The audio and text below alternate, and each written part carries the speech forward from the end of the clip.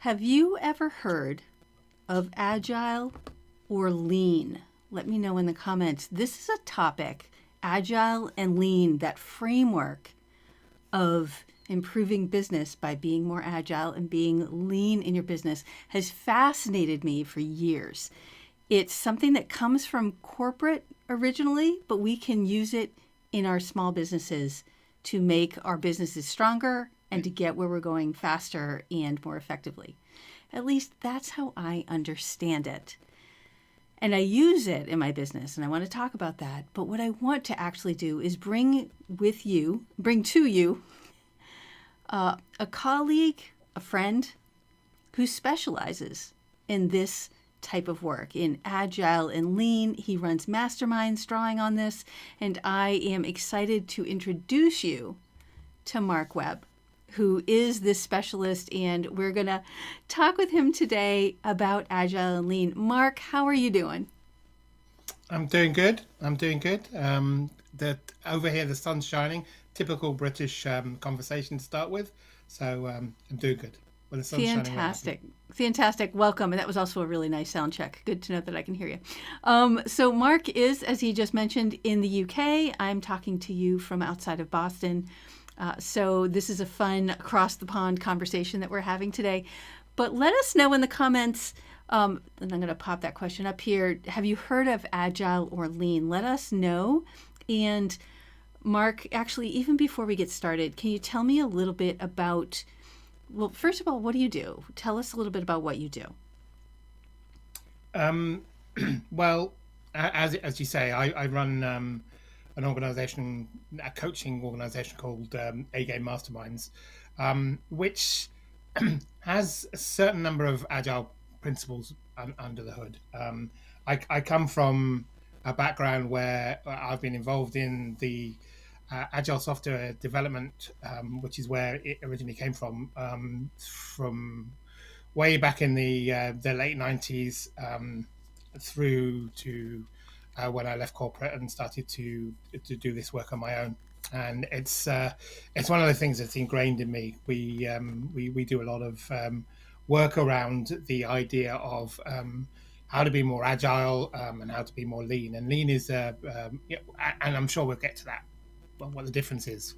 Yeah, well, I actually would love to get right into that because we're throwing around these words, Agile, Lean. What, and I have to admit that I'm working off some serious assumptions about what they mean. I did a very small amount of reading, was like, this sounds helpful. How can I use it? And ran into action. And I'm like, wait, what does it even mean? So can you just tell us what we mean by these agile and lean terms when it comes to using them in our businesses? What do we mean?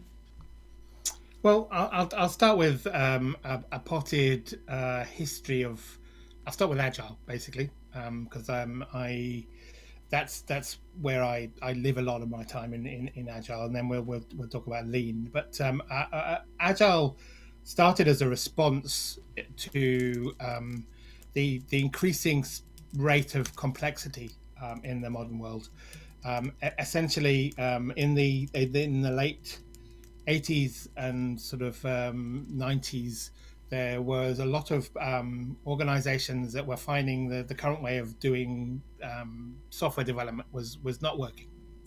Um, they were taking a long time to get stuff done, and by the time they got stuff done, the world had changed underneath them. So it's very much around how to respond to change in a more sensible manner. And in the early noughties, a bunch of these responses grew together to create what they call the Agile Manifesto. And I won't bore you too much about what's on the Agile Manifesto, but it's a response to some of the challenges that they had. Um, and over the following years, the Agile Manifesto had spun off sort of what some of you may have heard of as are things like sprints and Scrum. Scrum seems to be one of the easiest and best way to get agile into what you organize do. And as I said, it started off in software development, but very much soon it became sort of recognized that it's not just something that nerds do or geeks do, etc., to create software.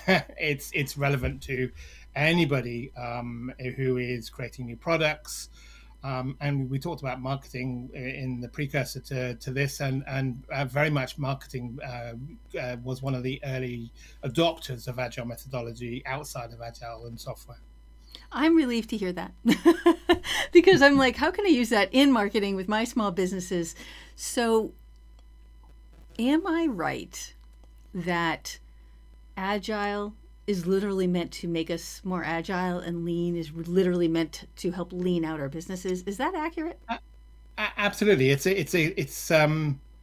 is one of the great sort of parts of both of those terms. Is the name does give at least an indication of what they're about. Agile is definitely a way of being adaptable and being able to approach the rapidly changing domain that you live in, and the rapidly changing requests and environment that we live in. So it's very much, you're right, about being agile, being flexible, being adaptable. Okay. And lean, you're right, is also about stripping things down to their minimum. It's very much and like I said, I haven't explained lean, but lean came out of the manufacturing of in the early, well, around about the 50s, and it came out of the battle between Ford and Toyota when they were creating sort of cars. They found that Toyota had a very streamlined way of doing building cars, basically, and that comes around from being very careful and focused on reducing and minimizing waste. And notice I didn't say eliminating waste, because you can't eliminate waste. Yeah. You just have to Actually, think about. you know what Go that on, Karen. reminds me of, and I hadn't thought of this, but so I used to work at Hewlett Packard, and we used a process called JIT, just in time, which comes out of Japan. And it sounds like that's very much in line with what you're talking about. Just in time is about only having on hand the stock that you need based on orders, not having stock in anticipation of orders, but being more like, okay, here are our orders, here's the stock. And again, that sounds like a very lean design. Absolutely, and just in time is very much a lean process, a lean situation. I mean, we talked. Lean very much focuses on the idea of waste, and it talks very much around the different types of waste, and having too much stock or too much inventory is very much one of the things that a lean process would try and reduce. And having things just in time is definitely that response to avoiding a big build-up of inventory and stock. Okay. So yeah, very much just in time is very much a thing. And you will also hear also as part of lean, it's very much about continuously improving, continuously trying to do all you can to once you've identified a whole bunch of waste of areas where you can make improvements, you then reassess and carry on. So it's all about continually assessing where the new waste is, because waste is like it's one of those things that it's like perfection. It's a reduction of waste is never going to happen. There's the elimination of waste is never going to happen. Just like perfection is never going to happen. But you strive towards getting closer and closer to it, and that's what lean is about. Okay. And so lean is about being more efficient, being focused on what's happening right now, and eliminating overhead. Yep. Okay. Okay. I love that. Absolutely. And they talk, and I'm just gonna. This is where, and we talked about this earlier about I have a tendency, and I can have a tendency to geek out over that. But Okay, but if you lean geek out talks too about, much, I'm just going to use the word orange. That's my safe word. absolutely, absolutely, I do. But Like I said, I can see your eyes glazing over, but I can't see the people in the audience. So, yeah, well, and just while throw an we orange don't at want me, and it's that, fine. it could be helpful to understand a little bit more about where it comes from, because we are going to talk in a few minutes about how we can apply it, but we need to understand what it is in order to apply it effectively. Absolutely, and the first thing, if you're talking about lean, and we'll go back to agile in a second, but if you're talking about lean, the first thing to understand is to think about the types of waste you've got, the types of areas where you can have this kind of inefficiencies, and these are inefficiencies through things like what they call about, and I'll quickly, roughly list them out, and then we can determine how you can use them. But they have things like transport, which is handoffs and movement. If there's too much movement around, then that's a waste. Inventory we talked about beforehand, which is making sure you've just got just in time amounts of the product. Motion, multitasking is a great way of introducing waste. Delays, waiting. Is there a delay in a place where you don't need a delay? Can you reduce those? Defects, bugs. If you break something or you create something broken, then you have to go back and fix it. That's a waste. And there's also the waste in terms of over processing. If you're spending too much time working on something, then that's a waste. And if you spend too much time building too many things, we all know about the big, what they call feature bloat of pieces of software. If you've got too much stuff in your piece of software, for instance, then people aren't going to use it, and it's wasted. So the 80-20 rule sort of thing. If you're spending too much time on the wrong thing, so those are the areas of waste, and identifying where you have those. And it starts, another thing that starts well, and this is another thing how we can relate into marketing. It talks very much about a value stream, about where you can provide value in the process. And if you talk about how it relates to marketing, you talk about the customer journey, the value stream of the customer journey. And in various areas in that customer journey, there are potentially areas where you can identify that there are different types of waste. Are you spending too much time in a particular area in the customer journey that is actually not adding any value? Can you reduce that a little bit? And those are the sort of things you do when you come into this with a sort of lean mentality. I like how we have to really kind of reassess it, and I really, you've said this a number of times. You're like, and then assess, and so we don't go into it blindly, and we don't continue on not knowing whether or not it's working. So I want to take a real quick pause here for those of you who are watching, whether you're watching live or in the recording. Please tell us first. I want to know. There it is. Have you heard of Agile or Lean? And then I want to know if you feel like, now that Mark's explaining what it is, if you feel like you're using it in your business. I'd love to hear how you're using it. That would be amazing. And I'd love to hear some examples. I've got an example that we'll be talking about very, very soon. But Mark, how can we use all that you've talked about in small businesses? Because this comes from corporation. Yeah. How can we use this in small businesses? And my personal attention, how can we use this in our marketing? Well, lean is a great leveler. Basically, like you said, it comes from corporate, it comes from manufacturing, and it comes from factories, and trying to optimize the flow of a particular product as it gets built in a factory, etc. But even though we're not building, most of us don't have factories, and we're not building sort of products, we're in that sort of way, we do have a process, and that process has steps in it that may merit from spending a bit of time thinking about whether there is any excess handoffs in one step to another, whether you're creating too much stuff as you go along that isn't necessarily needed, whether an area in your process is a bit faulty and buggy. Are there things you can do to reduce that? And also, are you multitasking? Are there situations where you're doing multiple things? These are the sort of questions you can ask yourself, and these are the sort of things you can do to introduce a lean mindset towards anything you do. And it's also, it's not just relevant for business, it's relevant for anything you do.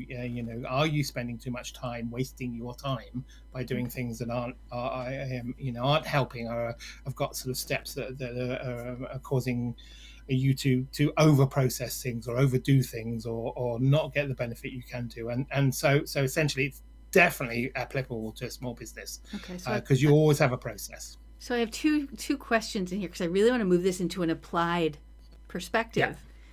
how can we tell, and what do we do about it? And so to finish, Mike, because those are brief questions, how can we tell that we're over processing or overdoing something?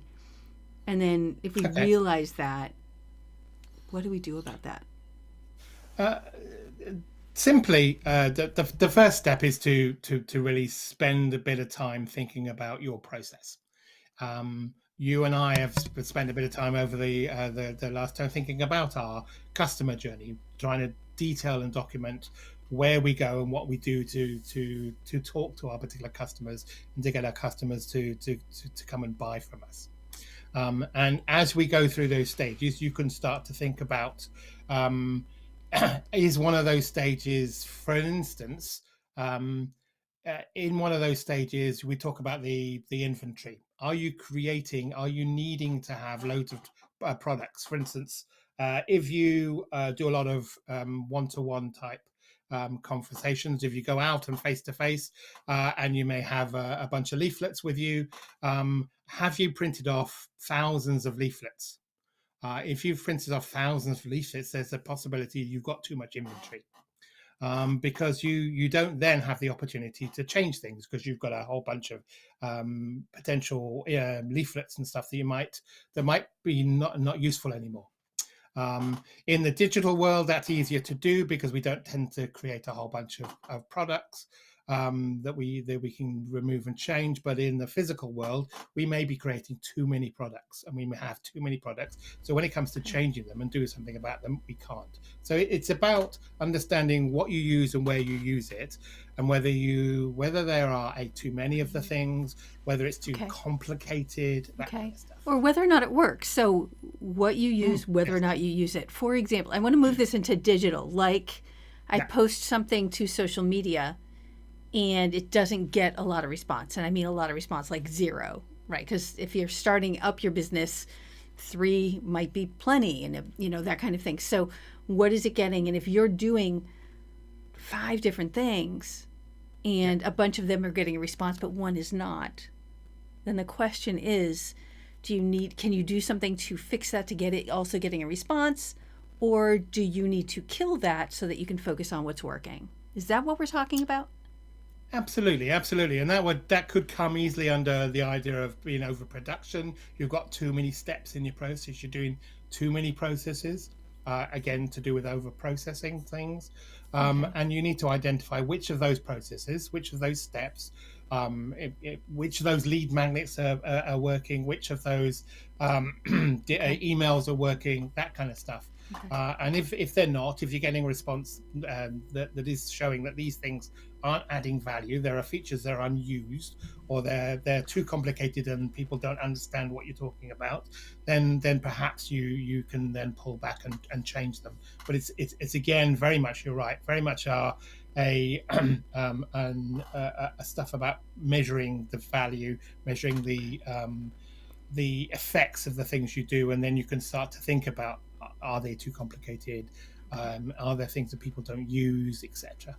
What I love, love, love about this is in the work that I do, I specialize in working with introverts and helping them with their marketing, introverts and ambiverts, let's be clear. Mm-hmm. One of the things that we talk about is, it turns out, lean and focused, right? It's Mm-hmm. about only, the underlying premise is don't do everything. You don't have to do Yeah. everything. You don't need to do everything. And when you try to do everything, you end up getting nothing done because it's taken over your business. I was literally talking with somebody yesterday about, she's like, how do I make this not my business? Yeah, I don't want my business to be marketing. I want marketing to help serve and run my business. And the answer that I Absolutely, gave yeah. her was, you don't have to and should not do everything that marketing Yeah. requires. There's a lot of these guys in that because it doesn't actually require it. People, specialists tell us we have to do all these things, that we have to do all these things, when in fact we don't.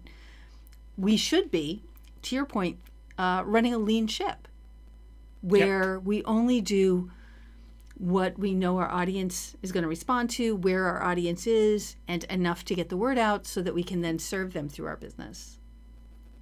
Absolutely, absolutely. And one of the things I like about think of this in terms of lean, is it gives you something to hang the ideas around on. You can hang the idea of you're creating too much stuff by and stuff that people aren't using, by thinking about, are you overproducing stuff?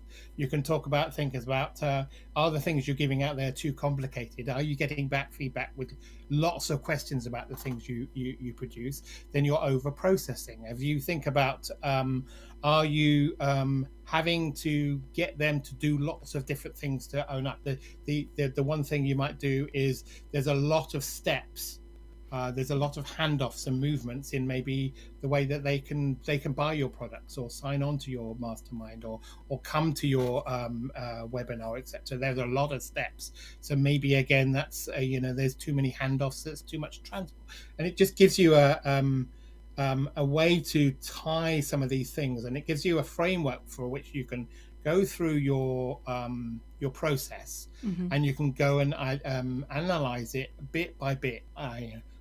Am I creating too much inventory? Do I have too much stuff? Am I over processing? And you can go step by step through your process and say, I'm over processing. Maybe I need to do this. Maybe I need to drop that. And you can go through a very detailed, very structured process of refining and optimizing what you do. So and exactly in the way you talk about, you can then get to the stage where you're doing just enough. Nice. And we actually, I feel like you're answering this question now, but Cheryl asked, nice to have Cheryl here. Hello. So she says that everything you're saying is so smart, which it 100% is. What is the best way to start? I'm going to adjust this. Oops, not you. Hold on. Grab the wrong thing. This is the mistake we make when we do this mid-stride. Ooh, I lost it altogether. Ooh. There it is. What is the best way to start making the changes? That's what Cheryl wants to know. I think it's a great question. Absolutely brilliant question, and the best way to start thinking about lean is to be conscious about what you're doing, to think about the flow, actually detail what you're doing and what the purpose of what you're trying to do is. So start to make a list of the things you're doing in terms of your. We're talking here about marketing. Things you're doing in terms of your marketing. Activities and what you're trying to achieve from them, and start to measure what you get out of that. And then once you've got some data to look through, then you can start to go through the different types. You can find the lean wastes out there. You can find what they mean and what their processes are, and then just go through your process. Do I spend too much time multitasking? And then you go through your process, find it. So you can, the first step really is to be conscious about what you're trying to achieve and documenting what you're doing and what you're trying to achieve. The next step is to go through the process bit by bit and have a look about what you're actually achieving and whether you're wasting your time in certain areas using these different types of waste. Here's a question for you. Here's a question for you. As we talk about lean and agile, it sounds like we're talking about continue to do this, stop doing that. It's an either or, black or white. What do you think with the new dawn of AI and our access to it, of instead of starting and stopping or continuing and not doing, we find some sort of efficient way to bring in AI to help us do it better? Yeah, there's the thing about AI is it's evolving. We even though there's a big buzz at the moment, we're still at the early stages of it. And there's a lot of things that are coming along. But one of the things that AI can do that it's good at, because it is essentially a robot, quotes, is it can do some of the grunt work. So if you have a list of emails you do, a list of things you do, a list of stuff you have out there, he can do the grunt work of identifying through that email. You might be repeating yourself a number of times. You might be not being efficient in how you're communicating what you're doing, and AI now can do some of that grunt work for you. It can refine your message a little bit. It can heighten some areas and reduce some areas. So there's all kinds of ways it can actually reduce some of the waste in your communications, and the Nice. waste in the process. If you give it your process, there's all kinds of ways it can map your process out. If you tell it what it's doing, it can map your process out. And with that map, you can then start to think about, where am I focusing on? Where should I not be focusing on, etc. So Okay. there's a lot of things it can do to take some of the grunt work away from what actually means to refine your process and Nice. reduce your waste. Nice. One of the things that I've been doing is, and this is about, again, instead of like continuing and stopping, how can I alter it to make it just faster? Is when I'm Yeah, creating content and I'm like, okay, I need a subject line for this. Well, I could sit here and spend 10 minutes coming up with one, or I could come up with like a rough idea of one and I've got my content and I pop it into AI and say, give me 20 possible subject lines for this, and then alter them accordingly to find it. The question I've got is whether or not that ends up, does it get me anywhere? Does it make a better one? And does it take less time to have it generate and then modify? What I have found is it helps me think out of the box, so I end up with a better result without the hard absolutely. work of looking at a blank page. Oh no, absolutely. And you're right. That it very much can help you, give you new ideas. It can help you by there is another waste in that I haven't really talked about, and it's a waste of skills, and talent and unused skills. And AI at the moment is potentially one of those extra tools and extra skills that you aren't utilizing. Um, and if you're not using it at the moment, or not even experimenting with it, then you are wasting the talent that is around, the tools that are around, especially currently at the moment, when a lot of this stuff is free or cheap. um, is And it can be used in lots of different ways. It can be used in many different ways to refine and tone down, tune in, and tone the communication you use. Like you say, titles are a great way of doing it. Summaries. I mean, for instance, if you've got a great big, if you've written a blog, you might want to create a summary that you might want to give. Excuse me, I'm just about to cough. Well, well, we're going to let Oranges. him do that. I don't think I muted There him you go. I'm though. back That's now. all right. That's all right. We had a little intermission there. It's all good. Absolutely, yeah. Just talk about yourself while I choke to death in the corner. Talk amongst Um, yourselves. We'll be back. but ultimately, one of the things, and this is where I have a senior moment, and I need to remember where I was talking about. We were talking about how AI can You were um, talking about something help you really with summary. fascinating, which Summary. you were talking about something really fascinating that I hadn't thought of, which was about skills, how AI can help Yeah, fill in a missing skill, yeah. which was really like, yeah, it gives us a jump, in something that we struggle with, especially if it's a Hmm. known struggle. Oh Like, yeah. I don't write efficiently, right? I No, tend to write about three things at once. Help me divide this out into three different blogs, absolutely. when that kind of thing, or three different topics. So, No, absolutely. And if you're doing something that is better done by someone else, mhm, or B something else, mhm. then you're wasting that talent that's Yeah, around. yeah, And if AI is better at doing, like, collecting ideas, doing essentially an intelligent internet search, mhm, than you would spend hours slaving over Google, then you are yeah, wasting time by doing it yourself, rather than letting AI do it. yeah. I've just thought of like five other ways that I want to use AI now, so I'm excited.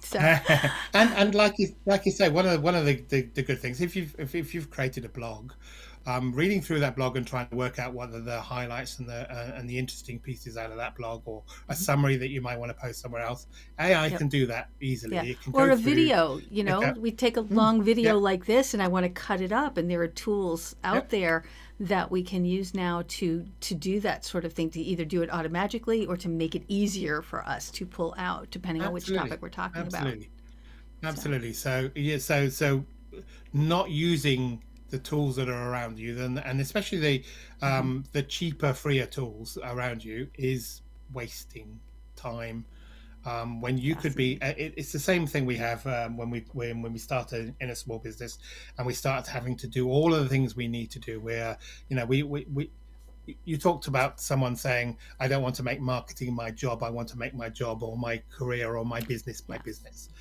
We start off with great intentions, with a great service we want to provide to someone. We have a passion to do X, Y, and Z. And then we end up having to do our finances, our sales, our Hmm. marketing, our admin, our HR, it's all this kind of stuff. And then you start to think, these aren't my skills. I'm not very good at this. I need to get someone else in. And this is sort of where AI can help. There are some things that you're doing that aren't your best skills, and AI can help you. Yeah. Even if it's not necessarily going to finalize it, it can start the ball rolling and do a lot of the work that you would find very difficult to do, Yeah. and then you can turn it into your own voice later. Yeah. Now I want to be clear for anybody. So first of all, anybody who's watching, if you have any questions for Mark or me or both, please put them in the comments. If you're watching the replay, we'll be monitoring the comments after this is over. So put your questions in anyway, and we'll absolutely respond. But one of the things that I was just thinking about with what you're saying is, we can take all the things that we need to do with our business and then bring AI in to make it more efficient, help us do things maybe for things that are not in our wheelhouse, help us do them better, things Mm-hmm. like that. I want to Yep. clarify, and there's a question in here, which is, do you agree that if a person is early in their business, you might not be able to do that with AI because you're still figuring out what you're doing and how you're doing and Yep. what it looks like. And you need to understand what result you're looking for before you bring in another person or an automation system to help you do the Yep. thing. But absolutely. But there is one thing that you can get AI to do even early on in your stage, is AI, and let's talk about the one that everyone's talking about, Chat GPT. ChatGPT is a great tool for doing market research. Mm-hmm. And you can do that right at the beginning. If you've got a topic idea or an idea about a business service you want to provide, you can use ChatGPT or AI. You describe the service you want to provide, a best guess of the sort of people you want to do it for, and get AI to ask for other people who may be doing that. Mm-hmm. And then you can get a whole list of your initial market research. You can even ask ChatGPT to fill in some details about those potential competitors. Mm-hmm. And with that, you can do a certain amount of your market research up front. So even Yeah. if you're early in the start of your business, you can do a certain amount of this stuff using AI without having to think about getting it to produce your content and Yeah. all And the in other kind of stuff. You fact, can, in fact, I'm sorry, I didn't mean to interrupt you. Laying on top of that, yeah. and so I feel like I'm retracting myself there a little bit because, yeah, if somebody's new at email marketing and they're like, how, Mm-hmm. I know what I want to say, but how do I write this email? They can bring up AI, Chat GPT specifically, and say, here are the things I want to say in that email, Yep. right? And there's They're, actually, our timing, I'm sorry, our timing is accurate to have this conversation. You're just like, I'm like, I've got things firing here. Constant yep. Contact, the email marketing platform, this week just announced an AI integration within their email system where you Mm-hmm. can tell within Constant Contact. So they're drawing on Chat GPT technology Yep. as they do this, and you can say, write an email that does this, this, and this, that says this, here's the details, and it will give you 3 examples that you get to choose, Mm-hmm. and then you can edit it further. So exactly what you're saying. You can Yeah. do it early on in your business. You can do it, and there are a lot of tools like that can be incredibly useful. Absolutely. I mean, many of us, when we first started, used to have probably spent time looking at the swipe files of the people who've done X, Y, and Z. Mm-hmm. If you're doing a particular activity and what sort of emails you do, there, people have made a good living sending you their list of emails or their list of steps to take or their list of so and so. They can do all this kind of swipe files. ChatGPT can essentially be a swipe file on steroids, basically. Nice. You Nice. can Except ask you don't it have to to change it. Except because when you get a no, swipe file, you then need to change it. So a swipe file, for anyone absolutely. who doesn't know, is somebody Sorry, yeah, gives you literally the text of the email or the blog or something. It's usually emails and social media Yeah. posts, and they're like, "This is what I said," but the requirement is then Hmm. you need to change that to fit your business. Yeah. And to your point, Mark, you don't have to change it. You can go into Chat GPT and say, "Here's what I want to say. How do I say it?" And it's going to give you what Hmm. ideas, and then you can modify it from there. Yeah, absolutely, absolutely, and we did. To be honest, like I said, we're still just scratching the surface Yeah. of what you can and can't do, and there are a lot of people who are spending a lot of time in Chat GPT and are creating lots of tips and tools, and I would imagine what they call the Chat GPT prompts are going to be the new swipe files of the They are. They're already coming next out. couple of They're months. already coming out. I'm already seeing them. So I'm going to do a quick summary and switch our direction here. We've been talking about agile and lean, and we rolled into agile, lean, and how you might be able to leverage AI so that you don't Hmm. have to. If you realize you're overdoing something or something's taking too long, you don't have to just stop it. You can find a faster way, perhaps with AI. So that's what Yeah, we were just talking about. I want to yeah. switch because you used some words early on that I want to grab onto, and I believe those words are Okay. sprint and scrum. Yes, and And that takes me. Yeah, go on. yeah, to be fair, just Oh, to kind of focus this, I do want to talk about what they are, but I have a very specific intention. I have a program that is a sprint, and I want to talk about that yeah. with you and find out how well it fits into your definitions because I was like, this sounds like a sprint, so I named it that, and I'm curious, is it really? No, So absolutely. so let's start with Mark, can you define for us or explain to us sprint, scrum, are they different? Are they the same thing? And what are we talking about here? Okay, and this is one of the things I was sort of conscious of is we started this conversation by me discussing agile, and then we snuck into lean, and now we're Mhm. going back to essentially agile. Um, Okay, so these are and agile terms. Okay. these are agile terms. And Scrum is an agile framework. It's a project management framework and set of processes. It has a certain amount of it's very we could say it's very lean in terms of it's very stripped down. There are only certain things about it, which is why it's sort of become very popular. It is probably one of the most popular agile frameworks out there. And one of the things in one of the steps or in the Scrum framework is a sprint. Um, and a sprint is a small, generally what they would say is it less than a month. A small uh, iterative time span where you get to plan at the beginning what you're trying to do it within that iterative time, and then go back and review it in there, and then you get to rinse and repeat, So essentially.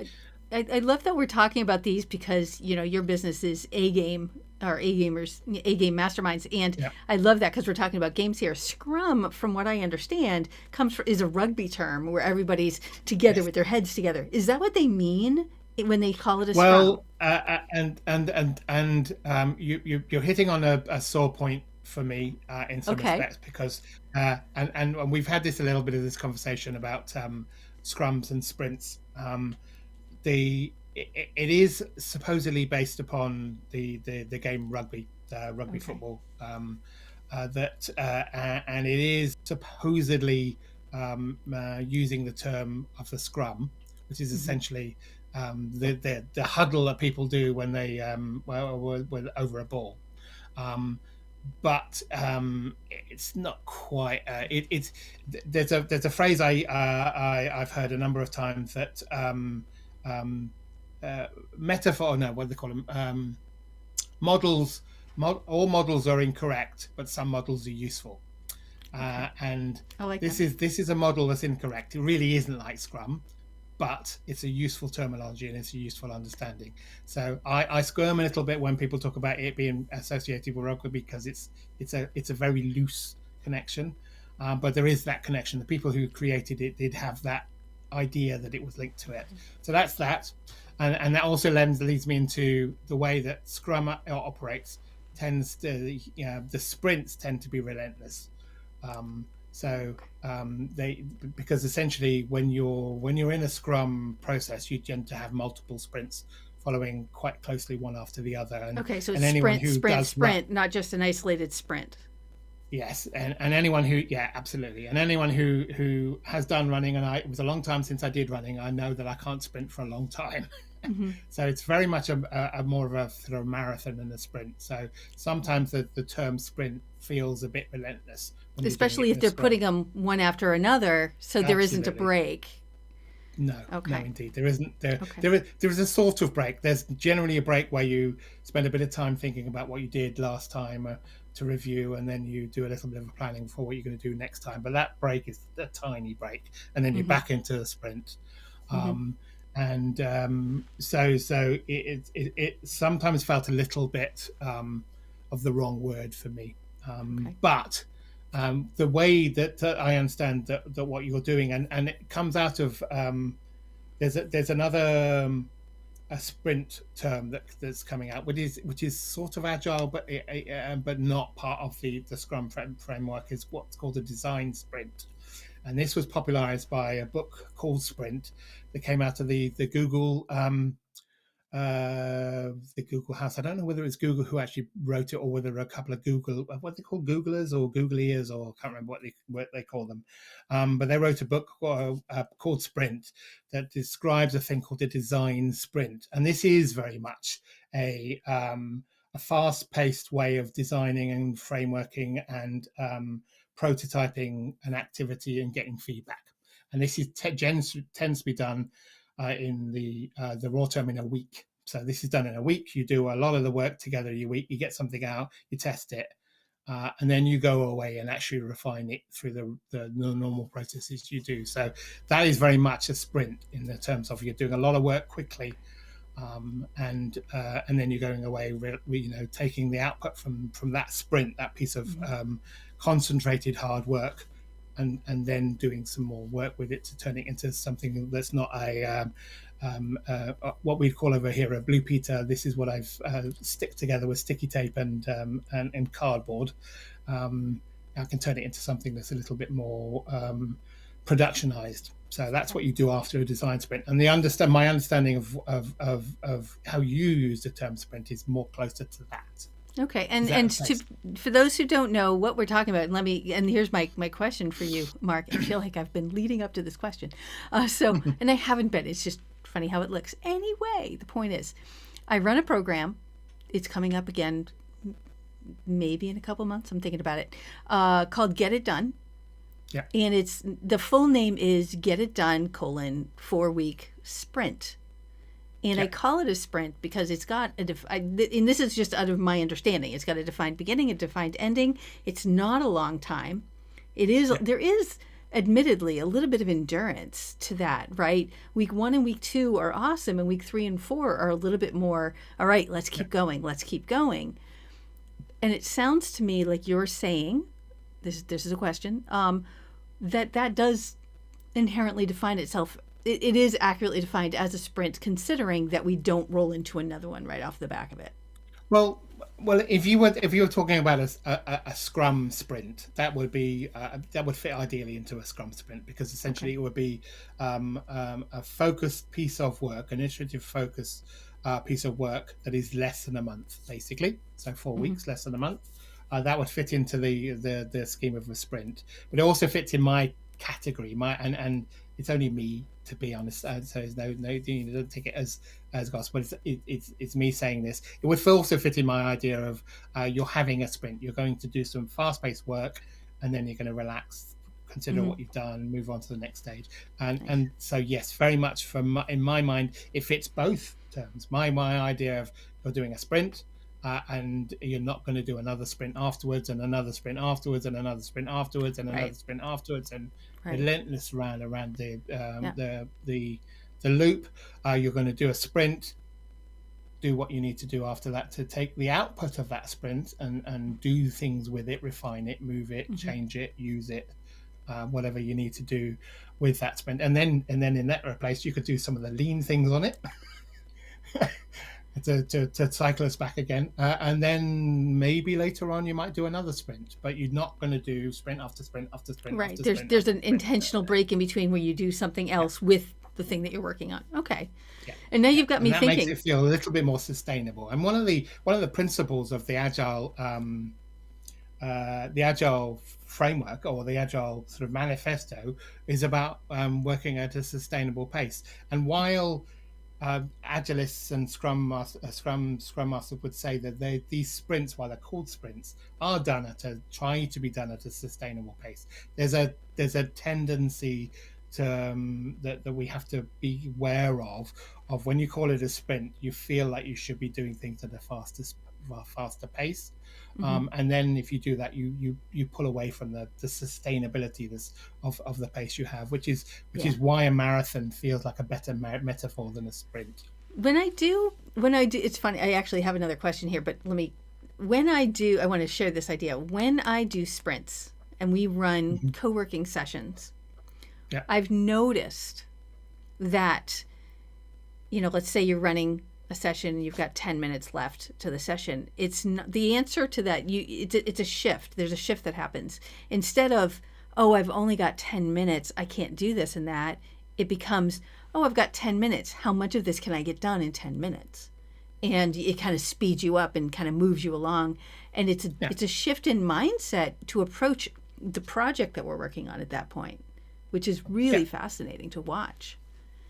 No, absolutely. And beating the marathon process again, that's very much what can happen. And I don't know like a runner, but I did run a little bit when I was younger, and I did some stuff. There is very much a phase in a marathon whereby you start off with it, and this is what I use in my process. You start off all excited. The gun goes off, and you have a little bit of an excitement pace. Then you get through the middle phase where you're Hmm. just trying to keep going. You're trying to climb the process, and then you come to the end, and you start to think, um, what can I achieve out of this? I've got to the end. I can see the end.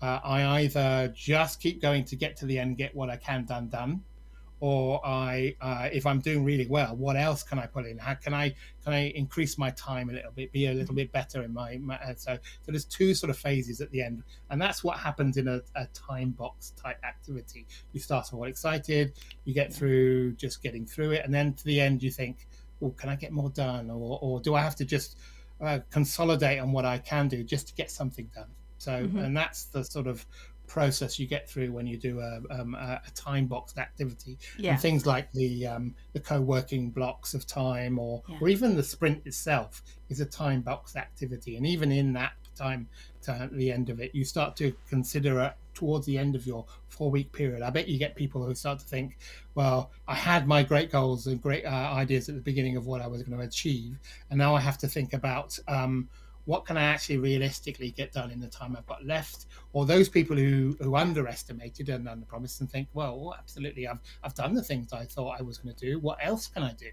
Yep. So Yeah, that's and we what see that we see that and get it done. We see both of mm, those.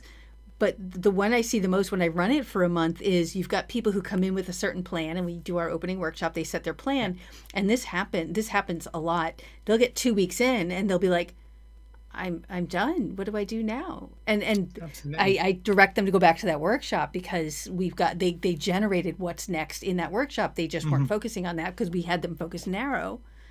And Yeah. so they get to that halfway point and they're like, but I did it. I thought I wasn't going to do this for 2 months and I'm done. They're like, wow. Mm. So No, it's a great absolutely. experience. It's really just Oh, no, very you're right. uplifting.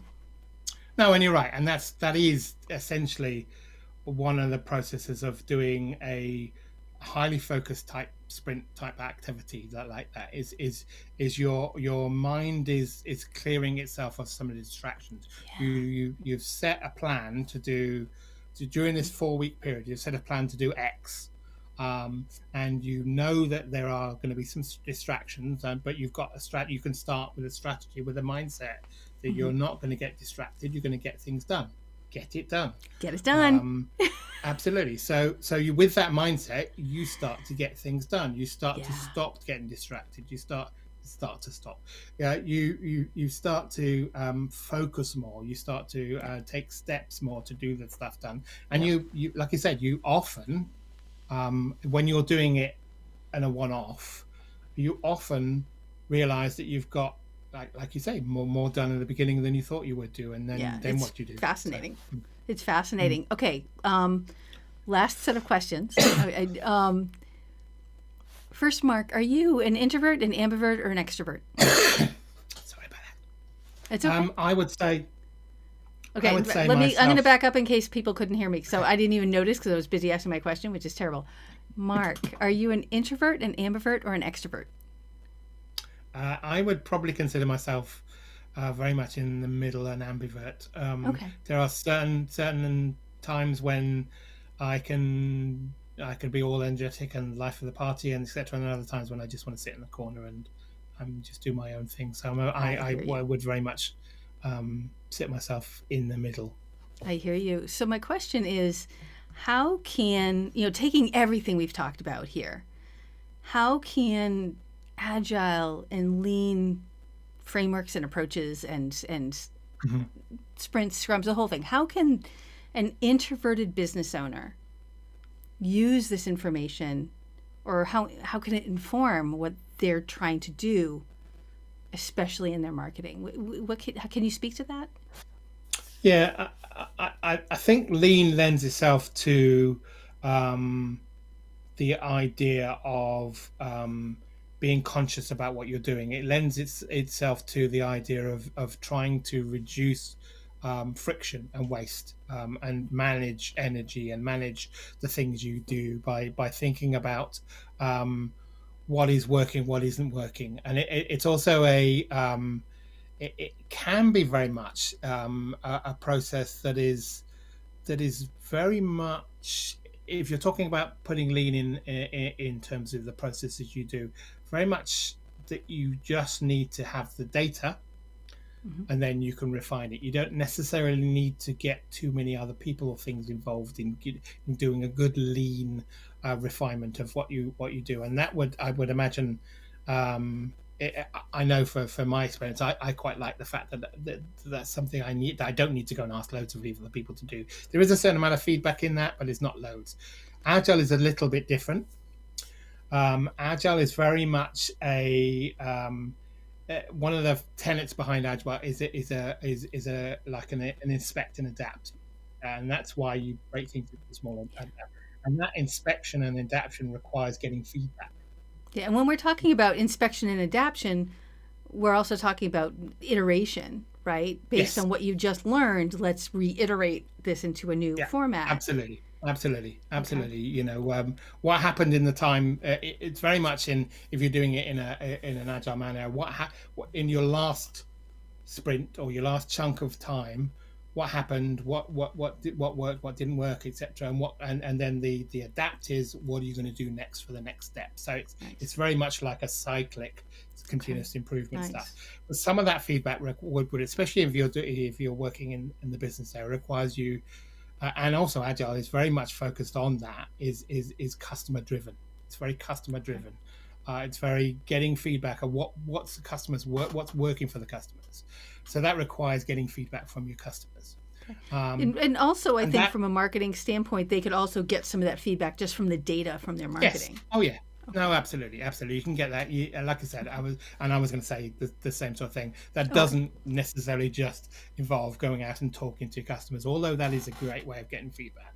You Mm-hmm. can get feedback from the analytics of the things that are doing, what things are hitting, what things are working, and that kind of stuff. So that's a very much a one way you can get feedback, and that's a way you can get feedback quite easily because that's Nice. available with the data. But ultimately, at some level, you're going to have to get involved with the people at the other Mm-hmm. end of your product or your service. Mm-hmm. And again, that can be done in various different stages. It can be done if you're very much a I know a guy who very much is happy to, he runs an organization that creates co-working spaces.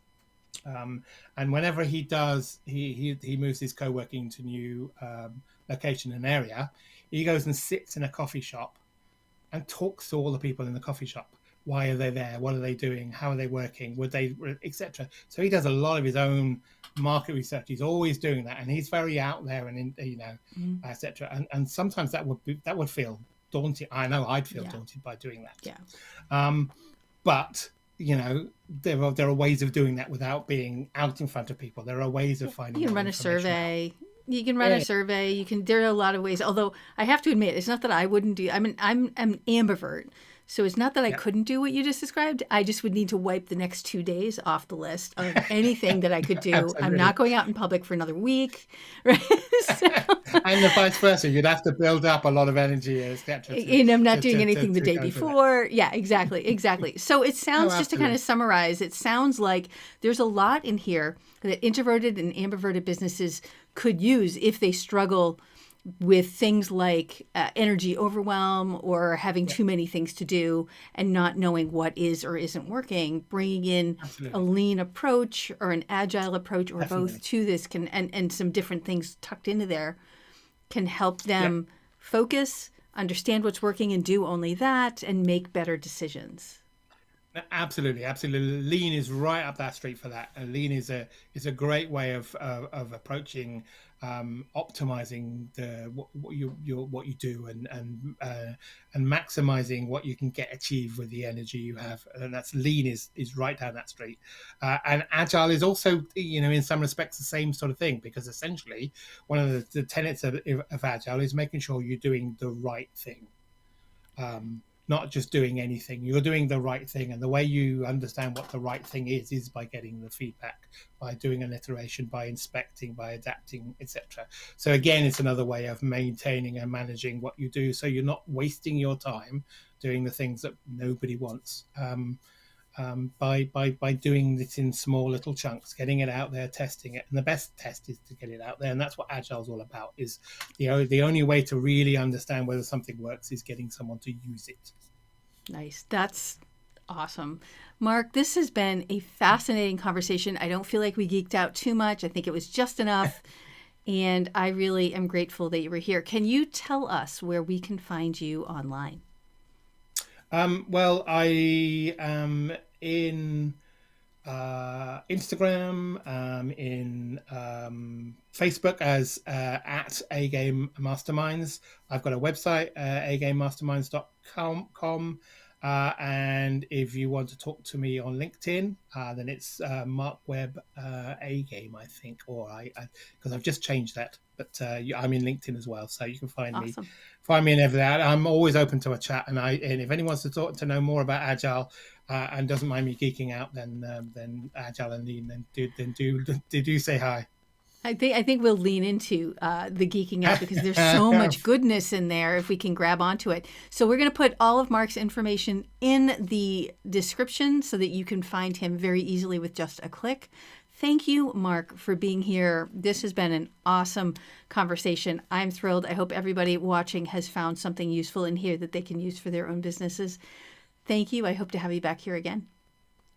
Thanks for the opportunity. I've loved having this conversation.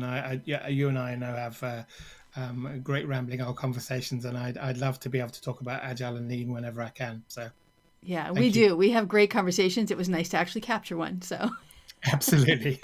All right. Thank you, everyone, for being here. Have a great week, and I will see you. Have a great weekend. We're coming up on that, and I'll see you next week at this same time or something close to it. We're always here on Thursdays, someplace between 11 and 1 Eastern time, depending on the guest and what their time frame is, what their time zone is. All right. Take care. See you again.